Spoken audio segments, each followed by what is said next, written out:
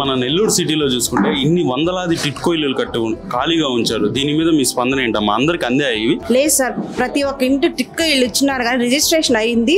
కానీ లాస్ట్ ఇచ్చే మూమెంట్ లో మన ప్రభుత్వం అనేది రాలేకపోవడం ద్వారా ఎవరికి ఇల్లులు అనేవి ఇవ్వలేదు. ప్రెసెంట్ అయితే వాళ్ళు చాలా బాధపడుతున్నారు సార్, ఇల్లులు లేక.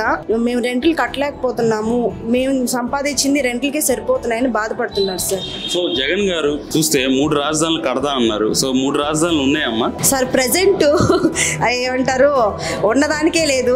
ఇంకా 3 రాజధానులు గట్టి ఏం చేస్తారు సార్? ఒక్క రాజధాని మనం డెవలప్ చేసుకోలేకపోతున్నాం. ఇంకా 3 రాజధానులను డెవలప్ చేయడం అనేది కోట్లతో సంబంధించిన విషయం.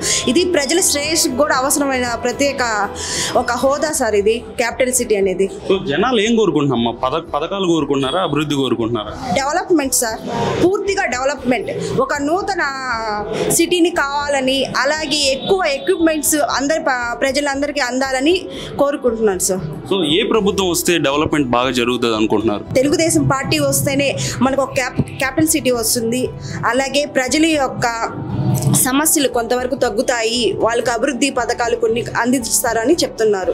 సో నెల్లూరు సిటీలో చూసుకుంటే ఒక్కసారి ఛాన్స్ ఇవ్వండి అని అడిగిన వాళ్ళు ఉన్నారు. ఈసారి కూడా వాళ్ళకి ఓటేస్తారా జనాలు? లేదు సార్, ఈసారి మన పొంగూరు నారాయణ గారికి ఓటు వేస్తారని ప్రజలందరూ చెప్తున్నారు. వాళ్ళ మనోవేదన కూడా అదే.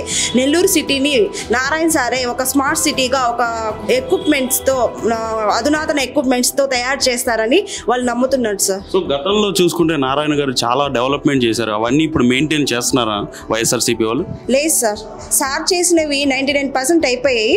ఇంకా 1% అవ్వాలి. కానీ అవి వాళ్ళు తీర్చలేక ఒక కక్ష సాధింపుతో దాన్ని ఆపేస్తున్నారు.